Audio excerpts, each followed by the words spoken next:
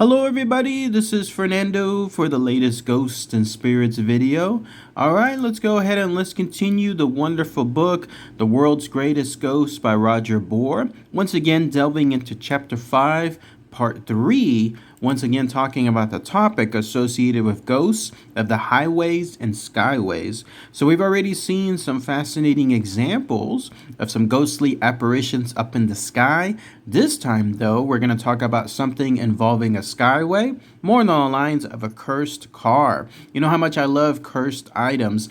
The idea that something is inanimate somehow has some ghostly manifestation associated with it. It definitely fascinates me too this very day. So let's go ahead and let's start this next segment, which is called The Cursed Car of Sarajevo. And I'd love to hear what your own thoughts and opinions are, and I'll give my own as well towards the end of the video. So here's what it says. Archduke Franz Ferdinand wanted a car that would impress the public when he and his wife, the lovely Duchess of Hohenberg, toured the tiny Bosnian capital of Sarajevo. There were reasons for putting on a brave show. Europe seized with political unrest, and the Archduke's goodwill trip could be hazardous. The royal couple arrived at Sarajevo on June 28, 1914, in a blood-red six-seat open tourer. It made a splendid target. A young fanatic armed with a pistol leaped onto the running board of the car. Laughing in the faces of the Archduke and Duchess, he fired shot after shot into their bodies. The double assassination was a spark that touched off the Great War with its casualty list of 20 million people. After the armistice, the newly appointed governor of Yugoslavia had the car restored to first-class condition, but after 4 accidents and the loss of his right arm, he felt the vehicle should be destroyed. His friend, Dr. Srikas, disagreed. Scoffing at the notion that a car could be cursed, he drove it happily for 6 months till the overturned vehicle was found on the highway with the doctor's crushed body beneath it. Another doctor became the next owner, but when his superstitious patients began to desert him, he hastily sold it to a Swiss racing driver. In a road race in the Dolomites, the car threw him over a stone wall, and he died of a broken neck. A well-to-do farmer then acquired the car, which stalled one day. While another farmer was towing it in for repairs, the vehicle suddenly growled into full power and knocked the tow car aside, killing both farmers. Tiber Hirschfeld, the car's last private owner, decided that all the old vehicle needed was a less sinister color scheme. And so he had it repainted in a cheerful blue and then invited 5 friends to accompany him to a wedding. Hirschfeld and 4 of his guests died in a head-on crash as they drove to the festivities. Finally, the rebuilt car was shipped to a Vienna museum, where it was lovingly cared for by attendant Karl Brunner, who reveled in the stories about the car's curse and forbade any visitor to sit in it. During World War II, bombs reduced the museum to rubble. Nothing was found of the car or of Karl Brunner. And then the next segment is called Check-In for Terror. Ghosts are normally associated with lonely moors, eerie castles, or old mansions, but London's Heathrow Airport is haunted by not 1 ghost but 3. Airline girls have been terrified by an invisible ghost that pants like a dog. They say it creeps up behind them and breathes down their necks at a spot said to have been haunted by the spirit of highwayman Dick Turpin. One Pan American employee said, "I just left my car in the staff park when the panting started. It sounded like an animal. I turned around, but there was nothing there. The panting got close, right up to my neck. When I turned around again, 2 other people, a girl and a man, had moved away. They had exactly the same experience." An airline engineer said, "A lot of people have heard the weird noises, and there seems to be no logical explanation." The second ghost that haunts the airport is not invisible. It doesn't pant, but is just as frightening. It is known as the ghost in the light gray suit. One man who saw the ghost was a distinguished diplomat from an African high commission in London. He fled from one of the airport's VIP lounges. The ghost appears in the VIP suite at the airport's European Terminal I, which is used by the Queen, foreign heads of state, and ambassadors. A catering supervisor said the African diplomat was petrified. All we could get out of him was that he had seen the bottom half of a man in gray trousers standing in front of him. Ever since, he has refused to go anywhere near that area.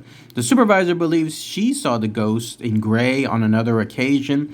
When I looked again, he had vanished, she said. There was no way he could have gotten out of the lounge without coming past me. I'm not afraid. I think he's friendly. An airport policewoman is another who has experienced a strange presence in the lounge. She said, I'm a skeptic about the supernatural, but I can't explain this. A bowler-hatted ghost has also been seen on runway 1 at Heathrow many times over the last 20 years. A spiritualist once described the figure as that of a guardsman, about 6 feet tall, in his late 40s, who seemed to be looking for something. On March 2nd, 1948, a DC-3 airliner burst into flames and crashed onto the runway, killing 22 passengers, mainly businessmen. As rescue workers searched the wreckage, they were accosted by a bowler-hatted man concerned as to the whereabouts of his briefcase. Next segment is called Horsemen of Bottlebush Down. Ghosts and spirits have come back across hundreds of years, but none have come further than the mystery horseman who rides the North Dorset countryside. The horseman of Bottlebush Down is thought to date back to the Bronze Age, which makes him and his mount around 2,500 years old. His appearances are nearly always close to the A3081 road, which runs between Cranbourne and Sixpenny Hanley in Britain's beautiful West Country. Although the area is, in today, mainly quiet and devoted to agriculture, it was thought to have been a hive of activity thousands of years ago. The fields are dotted with low, round burial mounds. A strange earthwork known locally as the Curses runs for some 6 miles across the fields. It consists of 2 parallel ditches about 80 yards apart, and it is here that the horseman is usually seen. The horseman's ghostly rides have become legend in this part of the West Country. Farm workers and shepherds have reported seeing him galloping across the fields towards the Curses, and in one incident in the 1920s, 2 young girls were terrified as they cycled one night from Hanley to Cranbourne. The wide-eyed girls told police that they were cycling along the road when suddenly a horseman appeared from nowhere and rode alongside them for some distance before disappearing. But it was a few years earlier that the most documented sighting was made, and the one that put the timestamp on the horseman. Archaeologist R.C. Clay had such a close encounter with the rider that he was able to date the apparition by his clothes. Clay, the leader of a team excavating a Bronze Age settlement near Christchurch in Dorset, came face to face with the horseman in 1924 as he was driving home from the excavations to Salisbury in Wiltshire. As he passed the spot where an old Roman road crossed a modern highway, he saw a horseman galloping across the fields ahead of him. The horseman was riding full tilt towards the road, but as Clay slowed down to let him cross, the rider swung his horse around and galloped parallel with the vehicle some 40 yards away. For about 100 yards or more, the horseman kept pace with the car while Clay watched, fascinated.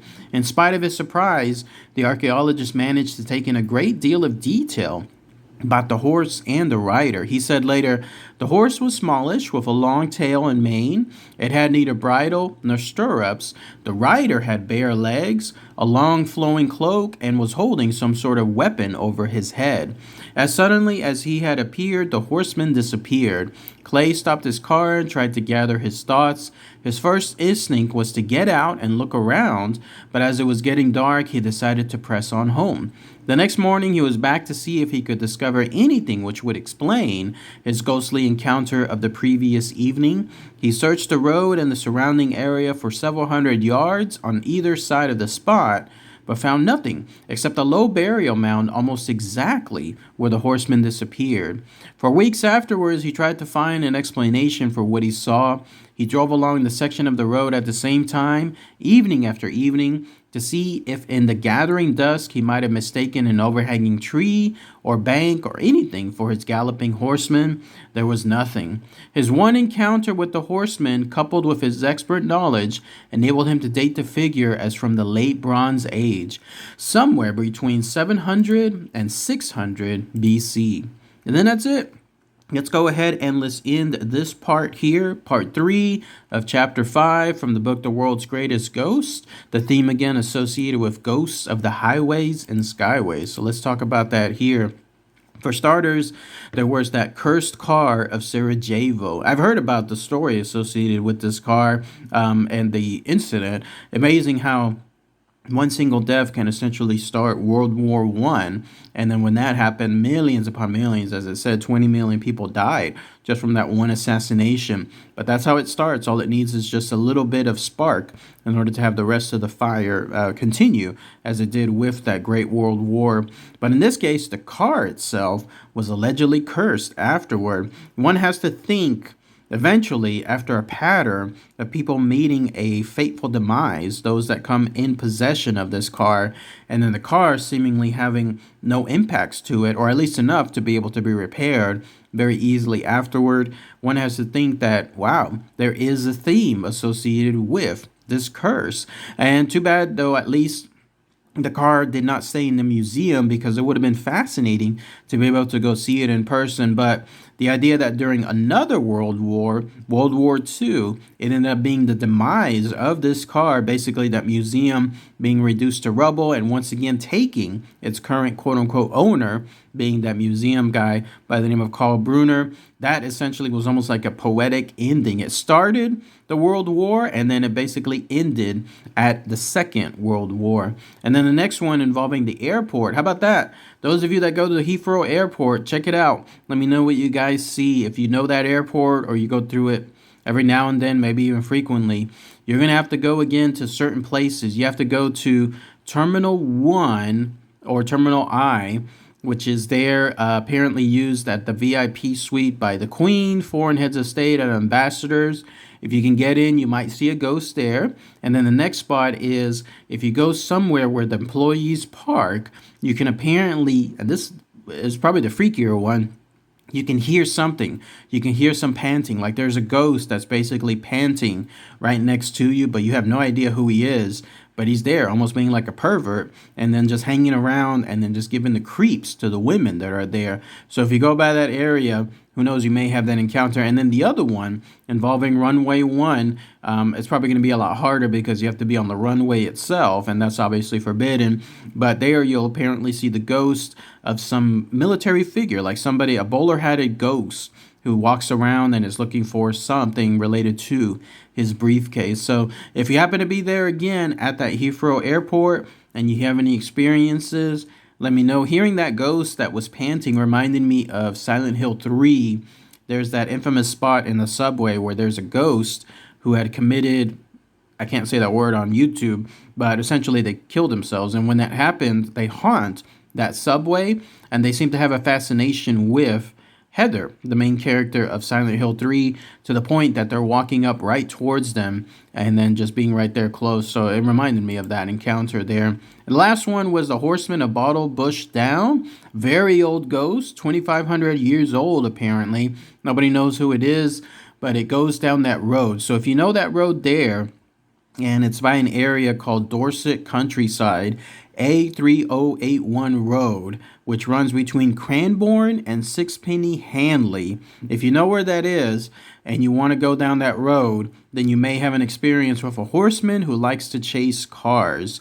And in this case, it doesn't do anything bad per se, but it definitely gives the heebie-jeebies to people that go about it. And who knows, apparently that mound could be where this person was buried, and to this very day, thousands of years later, it still does that frequent trip to remind people of its existence. But let me know what you guys think. All right, everybody. Thanks again as always. Take care. Bye.